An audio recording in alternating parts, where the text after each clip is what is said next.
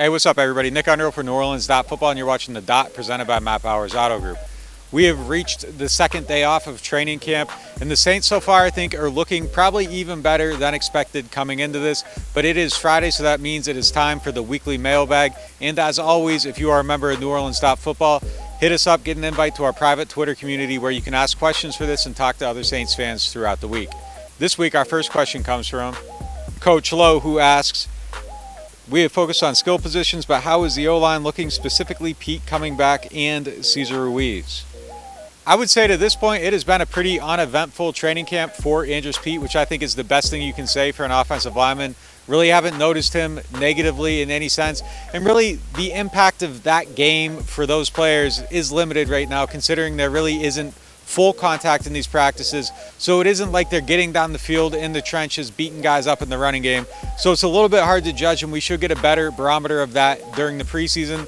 I think for Cesar Ruiz, he's looked pretty good overall in one-on-ones. He had a loss on Wednesday to Contavious Street. That was a little bit decisive for the defensive side, but we'll see how he does as well in these preseason games. I think overall he seems a little bit more sound, but the fact or fiction of that will come more into light against real competition. Next one comes from Saints to Death, who asks, what's been the difference between Andy Dalton since he's been taking first team reps while Jameis is dealing with injury? Has there been a noticeable change in team drills? I think Andy Dalton is showing why he is a good, viable backup quarterback. He's playing well in that spot, filling in for Jameis Winston. I think maybe he's a little bit quicker to get the ball out to the shorter areas of the field where Jameis likes to throw down the field a little bit more. But Jameis has looked really good operating the short game as well. So I don't think it's drastically different. I think it's just maybe there's a different first choice of where to target the ball. So overall, looks good. I think he's very comfortable in that backup spot. I think the Saints are very comfortable with him in that backup spot. And that's going to be a good role for him this season, playing behind Jameis Winston.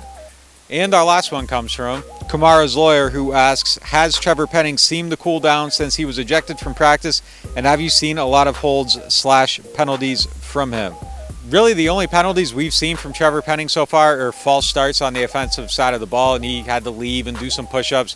But really, as far as holding and other things like that, not a lot of penalties in that regard for Trevor Penning, and the officials were here this week, so if he was playing beyond the lines, that stuff would have got caught by them. So I think that's a positive sign in that regard. As far as the aggressiveness and the fights and things of that nature, I think Penning's done a pretty good job since the big blowout last week. There really wasn't anything that happened this week in practice, and I think that's also an element of the defense needing to match his intensity and knowing what he's about. So now that there's a little bit of an understanding on both sides and Penning's drawn it back just a little bit, it seems to be more peaceful, smooth sailing on that side of the line. But it will be interesting in Green Bay, and I guess against Houston as well, if they try to use that aggressiveness against him.